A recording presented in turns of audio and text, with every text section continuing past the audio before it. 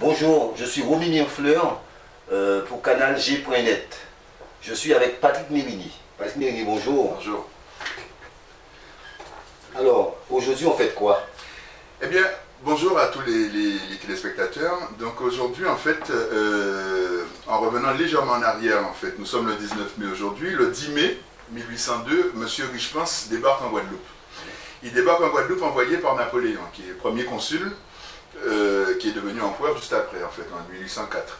Et en 1802, en fait, Napoléon a décidé de rétablir l'esclavage, bon, certainement pour financer toutes ces campagnes, etc., toutes les campagnes de Trafalgar, Waterloo, etc., et la Bérésina. Et M. Richepens arrive en Guadeloupe le 10 mai, et Napoléon crée la Légion d'honneur le 19. Le 19 mai, c'est-à-dire aujourd'hui. C'est quand même extraordinaire parce qu'à ce moment-là, il n'y avait aucun conflit. Aucune guerre, nulle part. Le seul conflit qu'il y avait en France, en Guadeloupe. Et quel conflit? Le rétablissement de l'esclavage en Guadeloupe. D'ailleurs, Ibo Simo, qui fait partie de Canal G.net, a été la vedette en fait du film comment il s'appelle encore, de M. Lara, de Christian Lara, de M. Christian Lara, Vivre libre ou mourir. Et donc Ibo campait en fait le rôle d'Ignace. Et bien donc 1802, Napoléon rétablit l'esclavage, il envoie Richepens le 10 mai, le 19 mai il crée la Légion d'honneur. Et c'est là que c'est intéressant parce que la Légion d'honneur a été créée pourquoi? En fait, au tout départ, pas uniquement pour lui, mais quoi qu'il en soit au tout départ, c'était pour Richepens. Donc Richepens est censé recevoir la Légion d'honneur, sauf qu'il est décédé la même année, en fait, au mois de novembre, je crois que c'était en novembre. Donc à partir de là, donc Richepens ne l'a pas eu.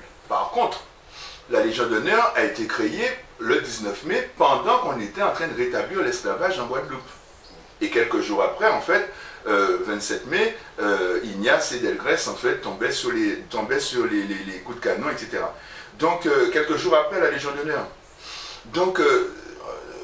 Donc à partir de là, nous on se dit au comité armistice, on s'est dit à l'époque, on avait fait, enfin à l'époque, il y a une quinzaine d'années de cela, on avait fait un t-shirt en fait où on avait marqué avocat citoyen,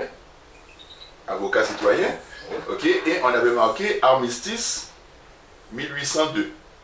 Armistice 1802. Donc armistice 1802, armistice ça veut dire s'asseoir autour d'une table. S'asseoir autour d'une table et discuter. C'est-à-dire toutes les personnes en présence. Nous ne sommes pas forcément, on n'a pas encore bien compris en fait ce que veut dire le comité de réconciliation. Enfin, nous pensons que ça veut dire réconciliation. Mais une réconciliation se fait avec tout le monde et pas simplement un petit comité. Donc le peuple guadeloupéen n'est pas au courant du comité qui est en train de signer la réconciliation avec le président Macron, en fait, avec la République française, alors qu'on a encore cette question la question de la Légion d'honneur, en fait, qui est en suspens, en fait, qui est pendante. Et le fait est que, bon, ce comité, qui est constitué de Marie-Josée Ali, pas Pérec, Marie-Josée Ali, oui. Marie-Josée Ali, de M. Jude Gali, qui est guadeloupéen, qui est directeur sur Matouba, de M. Éric Delucy, qui a les terres, en fait, la banane, en fait, qui a un petit peu un conflit avec M. Nomertin depuis quelques années, Monsieur le directeur de RCI, M. Daniel Marival. C'est bizarre, pour l'instant, il y a un peu un silence radio sur la question. C'est bien le cas de le dire. Et il y a M. Bernard Ayotte. Et puis il y a aussi, tiens, j'allais l'oublier, M. José Galarcan. Ouais. C'est vrai que, bon, vous me direz, bon, M. José Galarcan, bon, en principe, ses parents sont arrivés après 1848, après la deuxième abolition de l'esclavage. Ils sont arrivés en 1854, mais ce n'est pas le sujet de l'émission aujourd'hui. On pourra en discuter après. Et qu'est-ce qui se passe en 1802? Alors, en 1802, vraiment une bonne question. Avant le mois de mai, nous avons comment dirais-je, le mois de février, avant 1802, nous avons 1794. Et 1802, c'est l'année du rétablissement de l'esclavage. 1794, parce que si on a rétabli l'esclavage, c'est qu'on l'a aboli une première fois.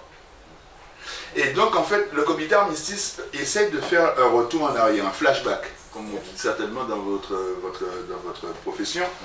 Donc, on fait un flashback. Et en fait, on revient en 1794.